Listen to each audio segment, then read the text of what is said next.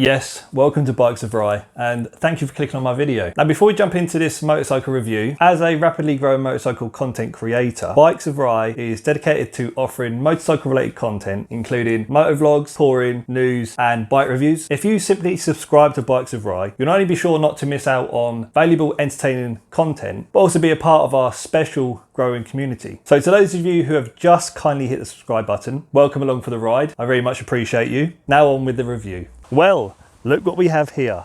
Honda's latest and ultimate Fireblade SP. Shout out to Norton Honda in Letchworth Garden City for the loan. Now the Fireblade began life 30 years ago in 1992, which is a long time to improve on. In fact, this is the 14th generation of Fireblade. Since I've seen the latest Fireblade at recent motorcycle shows I've attended, I've been itching to ride it. However, one observation was how the bike felt ergonomically to sit on. I'm 6 foot tall, 85 kilograms, and as soon as you sit upon the bike, you straight away think aggressive, cramped. You've got high foot pegs, you've got low clip-ons, you've got a low tank, and you instantly think to yourself, lower back, knees, wrists. But I get it. It's a race bike. Honda produced the latest Fireblade with one goal in mind: win at World Superbike. Honda actually tapped into their MotoGP team to aid in development. Looking around the bike, we have 4-piston Brembo Stylema radial calipers, and they're clamping 330mm discs. Fully adjustable and semi-active Öhlins suspension, both front and on the rear. These beautifully looking winglets incorporated into the front fairing, creating downforce at speed. A Krapovic titanium slip-on which features a valve that opens after roughly 4,000 RPM, and this aids in low and higher RPM power delivery. 5-inch colour TFT display which has 5 different layout options and also allows you adjustment of the 6-axis IMU via the new switchgear by your left grip. And sticking us to the tarmac are these Pirelli Supercoursers. So it all looks real nice and fancy, doesn't it? But how does it all come together on the road? Let's jump on and find out.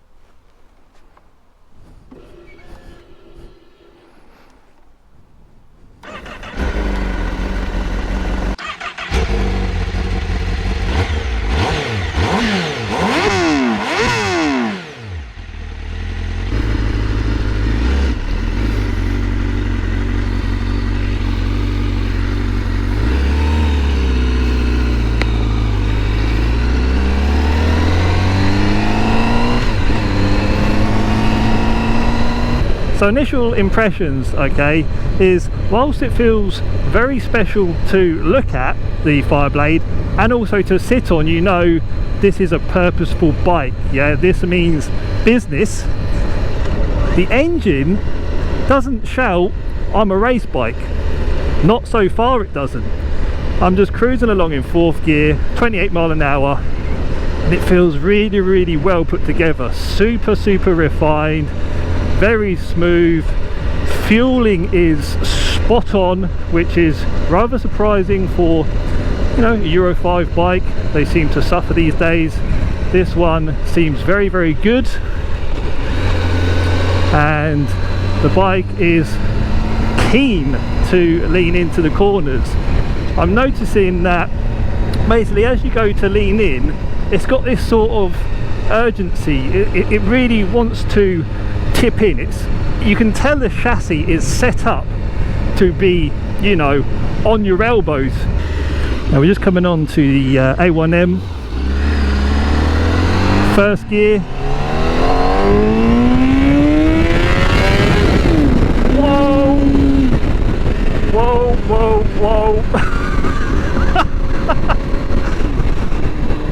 Oh my goody gosh. That was very unexpected. Let me explain to you what just happened there.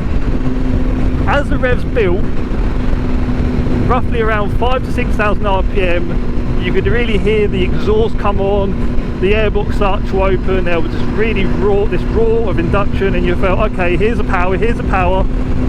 I mean, it must have been around about 12,000 RPM. All of a sudden, it was like it went into a wheelie, and I'm not going to say the speed we were doing, but that came up viciously, mate. That kicked you. That literally was like, here you go, you want full power, take a load of this, mate. Oh my god. Nice stretch of road here to test out the suspension, handling.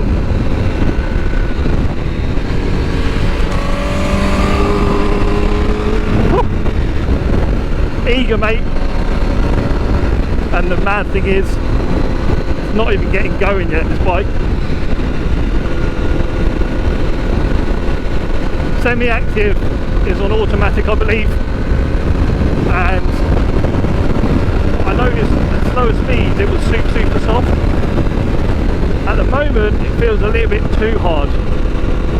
Now you can adjust the suspension like massively. There is so much play in what you can do on the TFT. I'm not going to go into it on this video, but the levels that you can go to on the adjustability front, you can play with it all day, to be honest, to get it right.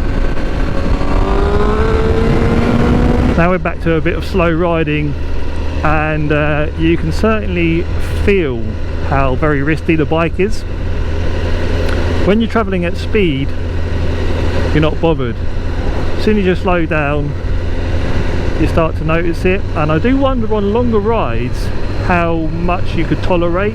You know, it's a bit of a trade-off. Okay, I have to keep looking down also to find where the indicator switch is. Sorry, it's kind of like diverting my attention from me trying to talk to you guys and trying to figure out where the buttons are, because actually there is a lot going on here on this switch gear. But yeah, I think, you know, it's a trade-off. We know this is a race bike and you have to forgive it. It's going to be aggressive. It's basically built for the track and to win, as I've mentioned. But yeah, we need to figure out, you know, can you tolerate it on the road? Can you can you live with it? And you know, engine wise now, like, this is the beauty of it. It seems so docile at low speeds. Like, you wouldn't think this is a bike producing over, well, I think it's claimed to be producing 214 brake horsepower, and that's nuts, because right now you'd be like, there's no way this engine produces that much power, because it's just so quiet and so gentle and so smooth. Like, as I said, the fueling is bang on. On the brakes, whew.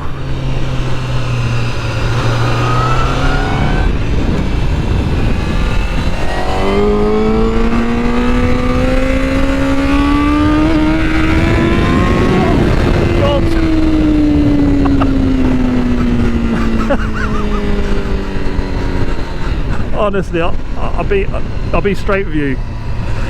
If you ride this bike, or are able to ride this bike on the limiter,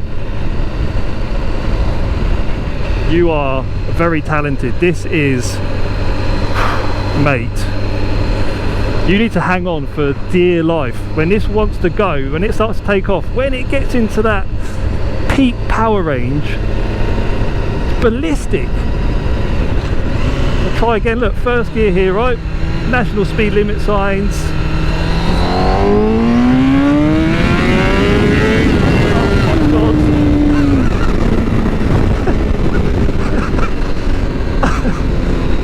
You're not prepared for that. Oh. Now I want to talk about the brake feel. These are Stylema calipers. They're like the best of the best when it comes to factory road bikes. The front lever is a little bit on the soft side. It's kind of a little bit spongy for my liking. And the rear brake as well isn't very good. Like, you have to, I mean, maybe the pads, maybe the rear brake pads are not bedded in yet. No one's been using the pads. There's not much bite in those whatsoever. But the back brake isn't so important. The front though, not until you pull the lever right back in, then you're nose diving. That initial bite there is it's a bit too soft for me.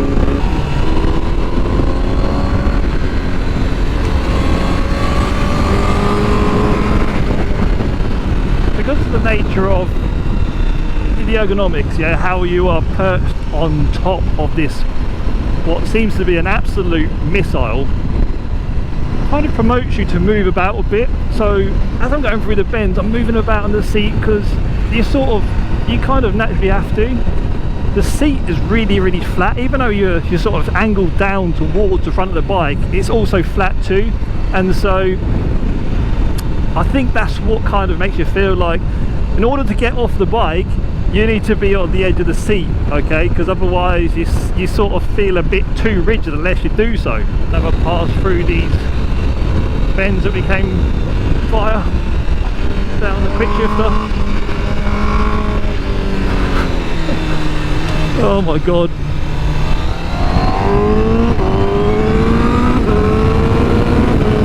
I think it's a bit too long geared for the road. I actually read somewhere that this bike supposedly does 140 mile an hour in second gear. What I'm beginning to realise is actually there's three characters to this bike. There is, I'm a little fairy, anything really below 4,000 RPM, poodle about. Then when you're up about 5, 6-ish, 7, 8-ish thousand RPM, it's like, I'm getting mad now. Oh, you're making me mad. And obviously you're moving some. And then above 10,000 RPM, I've got a cyclone!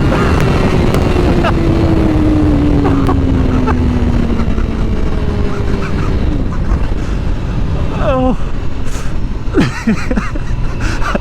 It actually scares me. Honestly, it scares me. Quick summary then of the 2021 Honda Fireblade SP. This is a race bike with headlights, no question about it. The frame is super stiff, engine is extremely peaky, and the riding position locks you and ready for attack. This is a small, lightweight razor blade designed to be ridden on the very edge. Whilst yes, I guess you can ride it around easily enough at low RPM and it won't bite you. This is not what the bike is designed to do though. It basically is fast asleep ridden this way. So then you sit within the mid-range and here you pretty much feel like you are riding a 600 Super Sport.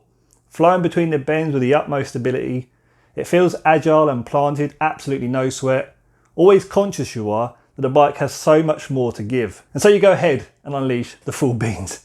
And all hell breaks loose and the world becomes a complete blur. You honestly need to rewire your brain, otherwise back the hell off and hit the brakes because you ain't going to keep up with it. Which leads me to stating the obvious. This isn't exactly a well-rounded sports bike for the road. There are more suitable alternatives. However, we need to understand this is a sophisticated track tool with very little compromise for road riding. Of course, you have all the rider aids able to keep you in check, but the reality is this. To really get the best out of this bike, you really need to work hard for it. And at this point, you're going 1,000,000 miles per hour, which is very good fun if you're capable enough to hang on, that is. But personally for me, this is a machine you ride to the track, destroy everyone, and then poodle home missing your eyeballs. That or a Sunday morning blast when the roads are quiet. And there is nothing wrong with that. Hope you enjoyed this review. Please let me know your thoughts and feedback in the comment section below. And I hope to see you on another one very soon. Thanks for watching. See you later.